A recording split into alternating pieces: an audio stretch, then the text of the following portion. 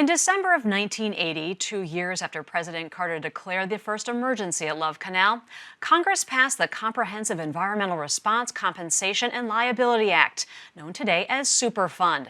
The law imposed a tax on industries that pollute the most, like chemical and petroleum businesses.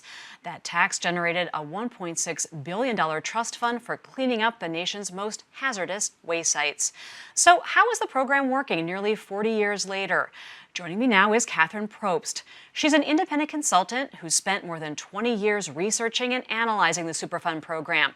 So, Catherine, how about that? 40 years later, is Superfund working as it was first intended? Well, I think when Superfund was first enacted, we all thought that it was going to be a 5-year program. EPA could go out and clean up these sites and we would be done. We were all wrong. That's not what's happened.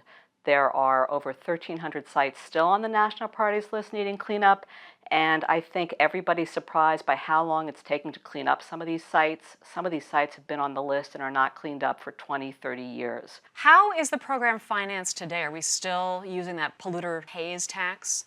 No, the Superfund taxes expired at the end of 1995, and there was still some money in the trust fund, and for some years Congress could appropriate monies from those trust funds. This year they got about $1.15 billion. That money comes predominantly from general revenues, so from all of our taxes. And the real purchasing power of Superfund is now down about 40% from what it was in the year 2000.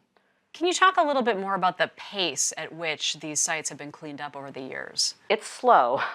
It's hard to know why that is, and one of my concerns is that I think it's really important that the administration try to figure out why our cleanup's so slow. Is it lack of funding, lack of enforcement, technically challenging sites? What is the reason why some cleanups are taking so long?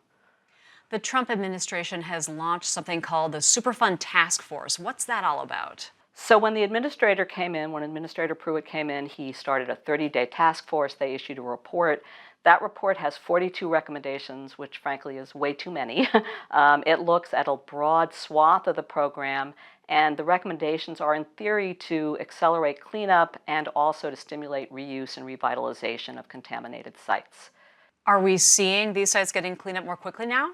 It's really hard to say. The administration just issued their 1-year report of the progress implementing the 42 recommendations, and while they have implemented some of their recommendations, it's really too soon to tell whether cleanup has been accelerated. In terms of recommendations that would speed cleanup across the board, I don't think that they really did that. Peter Wright is the president's nominee to run the Superfund program. He spent nearly 20 years at Dow Chemical, which recently merged with DuPont, a company that's actually responsible for polluting many of these Superfund sites. What do you make of that nomination?